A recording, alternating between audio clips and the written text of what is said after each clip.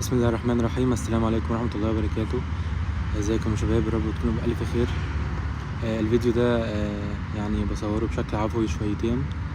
كنت نازل النهاردة رايح للدكتور يعني، ورايح أقضي مشوار، فلقيت يعني بقالي كتير منزلتش وسط البلد يعني وكده، والمنطقة مش شعبية، فاهمين؟ فاتفاجئت إن الناس شايلة هموم فوق همومها، والناس بتجري بسرعة، والناس مكشرة، والناس بتقلق من اي حاجة. ما بقاش في حد طيب تقريبا، كله بقى يعني مش حتة شرير، بس بيقلق من اي حاجة. اي حد يحس ان هو ممكن واقف عادي يقعد يبص عليه، يقعد يعمل، بالذات التجار وبالذات صحاب المحلات. الناس بقت خايفة من كل حاجة ومن كل الناس، لان بقوا شايفين ان الناس مش سالكة، والناس فيهم طبع خبث، والناس مش امينة، والناس حرامية، والناس. فانا اتفاجئت بصراحة بالمنظر ده. يعني انا عارف ان ده موجود، بس المفروض بعد رمضان، بعد الفطار في رمضان، فما كنتش اعرف ان الموضوع بالقوة دي. المفروض خلاص انت تصلي التراويح وتنام يعني. فلا، كانت زحمة، كان كله مكشر، وكله تقريبا مش بعدي من حتة مثلا 3 متر 2 متر، غير لما مثلا الاقي حد بيشرب سجاير ولا مش عارف ايه. فبصراحة الموضوع قعدت كده افضل باصص في كل ملامح الناس، واحاول ابص وانا ما اتكلمش، افضل ساكت وابص على الوضع بتاعهم عامل ازاي. فحسيت باللي انا قلته لكم ده يعني. عموما انا بصور في الجنينه عندنا، في الجنينه قريبه من البيت يعني، فما فيش غير اضاءه، غير الاضاءه اللي هي اللي فوق دي، ما فيش اي اضاءه تانية يعني. فاعذروني للكواليتي، بس انا حبيت اصور يعني دلوقتي. قمت المهم عملت حاجه وانا راجع بقى بعد ما خلصت الدكتور وخلصت المشوار بتاعي. بعد ما رجعت يعني، وانا في الطريق، انا كان في حاجه عملتها قبل كده، ان انا جبت كيس سوداني بالشوكولاته اسمه لولي رولي، والله ثانيه واحده، هو ده الكيس يا جماعه اهو، اسمه رولي لولي اسمه رولي يا جماعه. فانا كنت مره جبته، انا كنت تقريبا في ثانويه عامه او حاجه كده، ورحت وزعته على الناس في الشارع، كل واحد اديت له واحده. كنت حابب ده قوي، فحبيت اكرر التجربه دي. ما رضيتش اجيب لب ولا اجيب حاجه يعني، حاجه رخيصه قوي يعني. فلا، سوداني بالشوكولاته ايه، كويس وقيم كده شويه يعني، تمام. حتى كده لما تديه لحد تديله كده، وانت زي البونبونيه مثلا، فاهمين؟ نفس القيمه تقريبا. فهي ب35 جنيه. انا اكلت منها حبه، وانا مروح بقى قعدت ادي للناس، كل واحد واحده، كل واحد 2 على حسب اللي يطلع في ايدي. ولكن برضو ما حاولتش ازود قوي عشان احاول ادي لاكبر عدد من الناس. لاحظت بقى تعبير الناس يعني، منهم مثلا اللي هقول لكم السيكونس من اول ما انا كنت ماشي. اول حد اديت له، تمام، كان يعني متفاجئ شويه، تمام، بس في الاخر خدها تقريبا ما شكرنيش يعني. فاديت لناس كتير، فمش فاكر بالظبط. وكده رحت مشيت، اديت لحد كمان، راح اتبسط وقال لي شكرا، بس برضو كان عادي. رحت مشيت، كملت مشي، لقيت واحد اديت له، فاتبسط جدا وقال لي ده كتير جدا، وفرح، وقال لي رمضان كريم. انا كنت بحسب ان في حاجه. قابلت برضو واحد اديت له، خاف، مش عارف خاف من ايه يعني، هو حسيته خاف كده، بس قلت له سوداني بالشوكولاته عادي، وراح خده. فالناس بقت بتقلق من اي حاجه، فاهمين؟ واحد اديت له ما يعني مرضاش ياخده، بص كده على الكيس اللي معايا، خلاص راح كله. فكان بيحرص شويه يعني، تمام، او بيتاكد، فده كان ذكي شويه. قابلت ولد، تمام، حوالي مثلا 10 سنين، معاه اخوه اصغر منه ممكن ب3 سنين او 4 سنين، كانوا راجعين من التمرين. فرحت اديت لهم كل واحد واحده. فهو اول ما حسين اللي هو جاي عليهم، فقام خد اخوه كده وعمل كده عليه، فخاف. فعجبني جدا ان هو خايف على اخوه، ان هو مسؤول يعني، اخوه مسؤول منه، وان هو قد المسؤوليه وبيخاف على اخوه. فعجبتني قوي الحوار ده، عجبني اول الحوار ده. ورحت اديت له، فاتكسف، قال لي لا والله ما ناكلوش. قمت بقى حلفت وقلت له مش هينفع، فقام خده. فحتى كان عنده حته الكسوف يعني. في حد اديت له، كان تمام. بتخيل الناس جايه مش عارف ليه. في حد اديت له، تمام. كان انا بصراحه ما رضيتش ادي البنات، يعني اتكسفت وقلت يعني خلاص.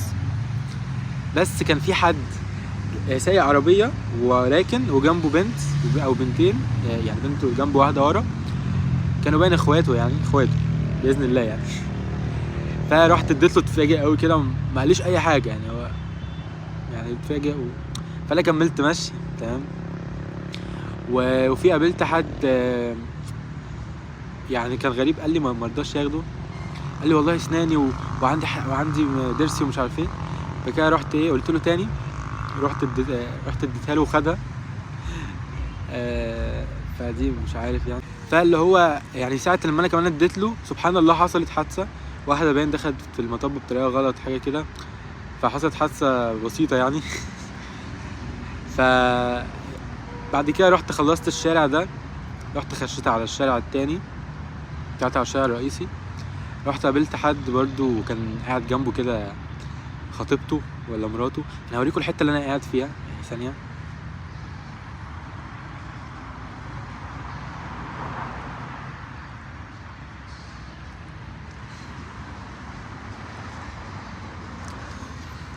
يا رب تكونوا شفتوها كويس يعني. فالحته دي بيقعد فيها الناس، وفي جنينه تحت مش عارف ايه. فرحت اديت لها وراح برضو اتبسط.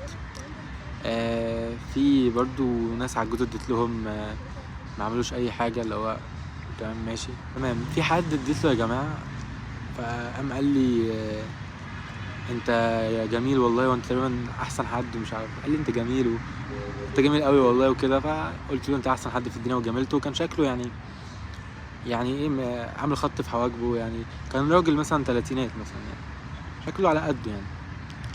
فبعد كده قال لي انت اسمك ايه وعندك كام سنه ومش عارف ايه وايه. ماشي تمام. فقال لي سنك كويس الله ماشي. بعدين قال لي معاك 10 جنيه عشان عايز اروح يعني حته كده بعيده يعني في المحافظه عندنا. فبصوا يعني بنسبه 99% تقريبا، او بلاش 99، بنسبه 90% ان هو الشخص ده يعني بينصب عليك وكان بيجر معاك ناعم، وشايفك ان انت لقطه وطيب وممكن يضحك عليك، فحب ان هو ياخد منك فلوس، لان بالنسبه له 10 جنيه ده شيء كبير، يعني ان هو شكله على قده، تمام. فانا بصراحه حسيت يعني جالي احساس والله، حتى انا قلت له يعني على فكره ان انت في ناس بيكون معاها مش معاها فلوس اصلا، بس بتحب تاخد فلوس من الناس. قعدت يعني فهمت الموضوع بطريقه كويسه يعني. وقال لي طبعا بس كان شكله مش اللي هو نصاب، بس اوكي مش بالشكل يعني اكيد، ولكن انا كده جالي احساس من جوه ان هو فعلا محتاج فلوس، حتى لو هو اصلا بينصب عليا، ان هو اوريدي معاه فلوس ان هو يروح. ده برده مش منطقي ان هو مش مستنيني انا عشان اديله فلوس عشان يروح. فهو برده معلش هو مش هيستناني يعني ان انا اللي اديله فلوس عشان يروح، هو اكيد معاه فلوس. بس انا حسيت من جوايا غير ان هو نصاب مش نصاب اي حاجه، انا حسيت ان الراجل ده محتاج فلوس فعلا، شكله يعني محتاج فلوس. مع اني برضو انا فعلا في الفتره دي معيش فلوس بشكل كافي، وبالنسبه لي ال5 جنيه شيء يعني كويس او مهم، ان انا بركب مثلا مواصلات الجامعه، فشيء يعني كويس، يعني معيش فلوس كتير الفتره دي، مش باخد من اهلي فلوس يعني. ثانيه عشان في نمله واقفه على ايدي، ثانيه بس. طيب فاللي هو ايه، حسيت ان انا لازم اديله فلوس يعني، حتى ما رضيتش اقول له ما اكذب عليه اقول له مش معايا، ما رضيتش اقول له مش لازم اكذب، ممكن اقول له حتى ما ينفعش، فحتى ما رضيتش اقول له لا ما ينفعش والله او معايا فلوس على قد، كنت ممكن اقول له 1000 رد، تمام. وبعدين انا برده مش من النوع اللي هو اللي بيفكر بقلبه وكريم قوي يعني، انتوا فاهمين. ولكن انا حسيت ان انا لازم اديله فلوس، ما اعرفش بجد ليه، ومش عشان ثبتني ولا اي حاجه، لا يعني عادي ما بيفرقش معايا الكلام ده خالص. فاديته الفلوس وشكرني وشكرته، قلت له انت قعدت تديله كلام تحفيزي يعني، ان الناس محتاجه الكلام ده بجد.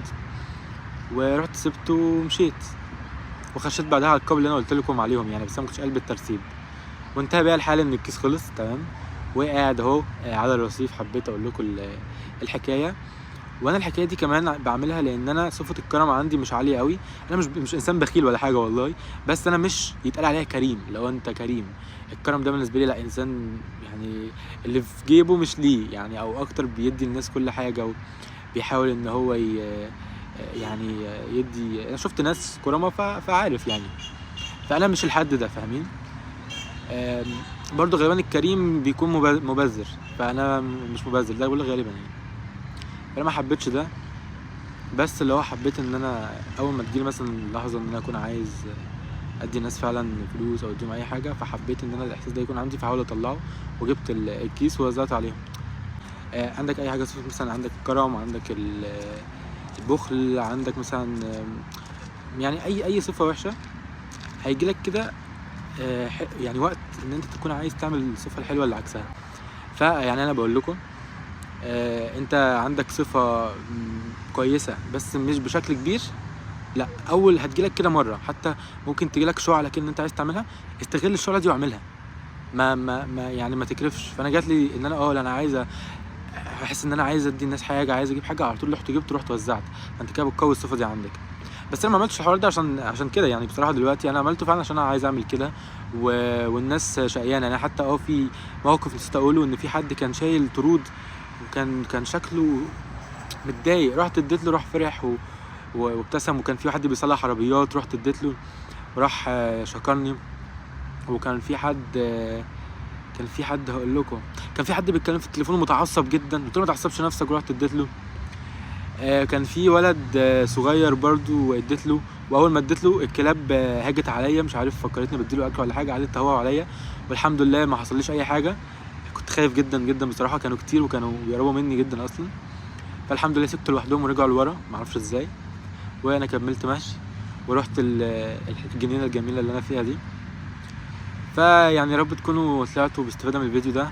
حبيت اشارككم يعني لعل حد يعمل فكره مشابهه ليها، او يتعلم حاجه من القصه، حتى لو ما اتعلمش. اعتقد الفيديو مبهج، والفيديو يعني يديك حتى طاقه ايجابيه يعني.